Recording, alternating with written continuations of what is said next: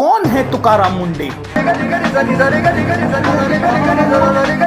महाराष्ट्र का सबसे ईमानदार अफसर या सिस्टम के लिए सबसे बड़ा खतरा? आज सोशल मीडिया की हर दूसरी रील पर जिसकी चर्चा है, इस अधिकारी के बारे में आज हम जानने वाले हैं इस वीडियो में।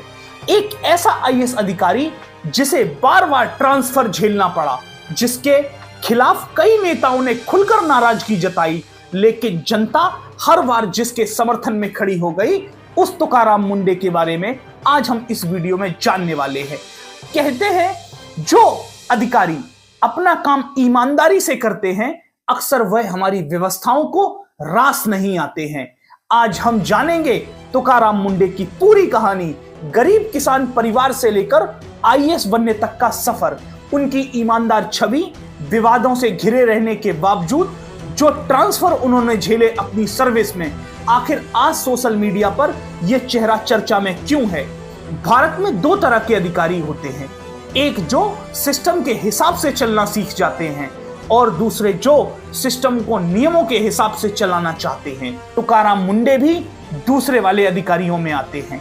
जब कोई अधिकारी नियमों से समझौता नहीं करता तो जनता उसे हीरो कहती है, लेकिन नेता और भ्रष्ट तंत्र के लिए यही अधिकारी सबसे बड़ा सिरदर्द बन जाते हैं। आज महाराष्ट्र के भ्रष्ट तंत्र के लिए सबसे बड़ा सिरदर्द बन चुके हैं तुकाराम मुंडे। अगर हम बात करें तुकाराम मुंडे की, तो महाराष्ट्र के एक साधारण किसान परिवार में जन्मे तुकाराम मुंडे ने बचपन में ही आर्थिक कठिनाइयां देखी। संसाधन का अभाव होने के बावजूद लगन से पढ़ाई की और कड़ी मेहनत करने के बाद उन्होंने 2005 में यूपीएससी की परीक्षा निकाल ली। तुकाराम मुंडे 2005 बैच के आईएएस अधिकारी हैं।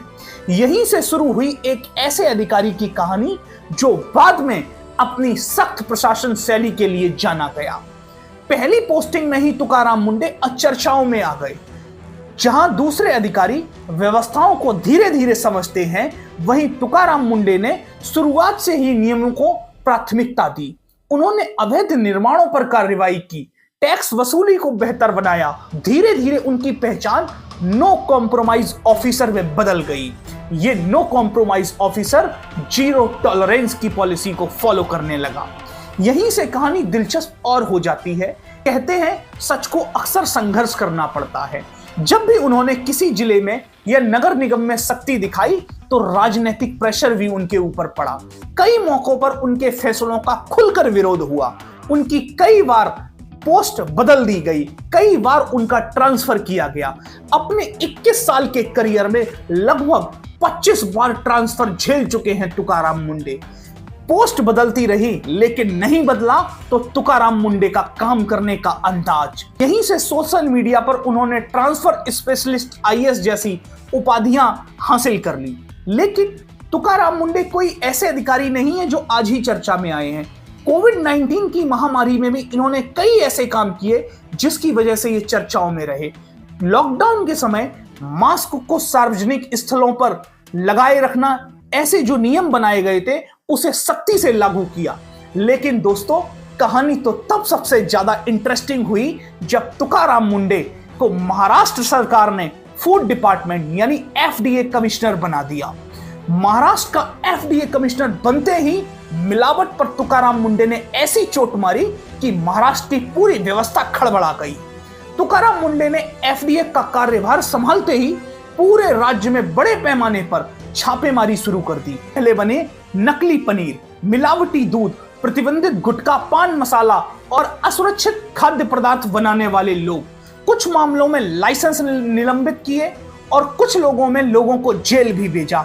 आधिकारिक और मीडिया रिपोर्ट के आंकड़ों के अनुसार इस दौरान राज्य भर में 350 से अधिक गिरफ्तारियां की गईं, 235 से अधिक एफआईआर दर्ज हुई और सुरक्षा मानकों में भारी कमियों पर 165 से ज्यादा लाइसेंस निलंबित किए। दूध और डेयरी पर तुकाराम मुंडे ने ऐसी चोट कही कि पूरा सिस्टम थर्रा गया। नकली व सिंथेटिक दूध और एनालॉग पनीर के खिलाफ विशेष अभियान चलाकर कई डेयरियों के लाइसेंस रद्द कर दिए। अगर हम बात करें आयुर्वेदिक दवा निर्माण करने वाली 400 से ज्यादा यूनिट की जांच के बाद कई कंपनियों को नोटिस थमा दिया और उन्हें कोर्ट में घसीट ले गए।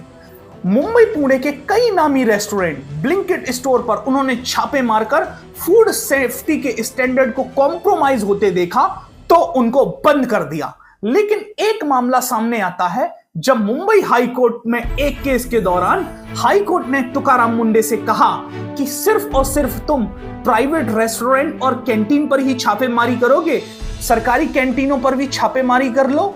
तो तुकाराम मुंडे ने इतना सुनते ही अगले दिन हाई कोर्ट की कैंटीन पर ही छापा मार दिया। 3 कैंटीनों में से 2 कैंटीन जो स्टैंडर्ड को फॉलो नहीं कर रही थी उनको बंद करने का आदेश दे दिया और उनको कोर्ट में घसीट ले गए। मुंडे ने साफ संदेश दे दिया, खाद्य सुरक्षा से समझौता नहीं होगा। जहां लाखों लोगों का खाना बनता हो वहां लापरवाही बर्दाश्त नहीं होगी। तुकाराम मुंडे ने जब भी नियमों का उल्लंघन करने वाले सिंडिकेट और माफियाओं को देखा, उन्होंने बिना किसी डर के सख्त कानूनी कार्रवाई की। एक बार की बात है जब सोलापुर में तुकाराम मुंडे पोस्टेड थे। सोलापुर में अपने कार्यकाल के दौरान अवैध रेत के खनन और माफियाओं के नेटवर्क के खिलाफ तुकाराम मुंडे का सख्त रवैया कई लोगों को पसंद नहीं आया। इस कारण इनको ट्रांसफर भी झेलना पड़ा और जब इन्होंने कार्रवाई की खनन माफियाओं पर तो इन पर हमले भी किए गए। जीरो टॉलरेंस प्रशासनिक मॉडल अपनाकर तुकाराम मुंडे ने बता दिया कि सच पर चलना इतना भी कठिन नहीं है। तुकाराम मुंडे की सबसे पहली पहचान किसी एक फैसले से नहीं बल्कि उनकी कार्यशैली से बनी। भ्रष्टाचार पर सख्ती से कार्रवाई करने का यह कारण सिंघम आईएएस जैसी छवि के साथ उनको सुशोभित कर रहा है। इसी वजह से वो सोशल मीडिया पर सिंघम आईएएस जैसे छवि के साथ लोकप्रिय हुए। हालांकि आलोचक उनकी शैली को अत्यधिक कठोर भी बताते हैं। अगर हम बात करें तुकाराम मुंडे जैसे अधिकारियों की, तो ऐसे अधिकारी हमारे देश में बहुत कम हैं जो ऐसे कार्यशैली के लिए प्रचलित हैं। तुकाराम मुंडे के समर्थक उन्हें ईमानदार का प्रतीक मानते हैं, आलोचक उनकी कार्यशैली को कठोर बताते हैं, लेकिन एक बात तय है, वो उन चुनिंदा अधिकारियों में हैं जिनके फैसले पूरे देश में चर्चा का विषय बन जाते हैं। तो आप क्या समझते हैं इस महाराष्ट्र के अधिकारी के बारे में जो फूड डिपार्टमेंट में रिफॉर्म लाने में लगा है, जो हमारी हेल्थ से कॉम्प्रोमाइज कर रहे बड़े बड़े रेस्टोरेंट पर छापेमारी कर हमारे स्वास्थ्य व्यवस्था को अच्छा करने में लगा है, जो हमारी इतनी परवाह कर रहा है? ऐसे ईमानदार अफसर को क्या हमारी सरकारें बर्दाश्त कर पाएंगी? क्या हमारा ये सिस्टम ऐसे अधिकारी को झेल पाएगा? और जनता को तुकाराम मुंडे के समर्थन में क्या करना चाहिए? आप इस कमेंट बॉक्स में तुकाराम मुंडे पर अपने विचार रख सकते हैं और इस वीडियो को फैला दें ताकि इस आईएएस ऑफिसर की बातों को, इसके कार्यशैली को हम जनता तक पहुंचा पाएं और बता पाएं तुकाराम मुंडे जैसे अधिकारी आज भी हमारे भारत के सिस्टम में हैं, जिसकी वजह से हमारे भारत का सिस्टम मजबूती से खड़ा है। जय हिंद।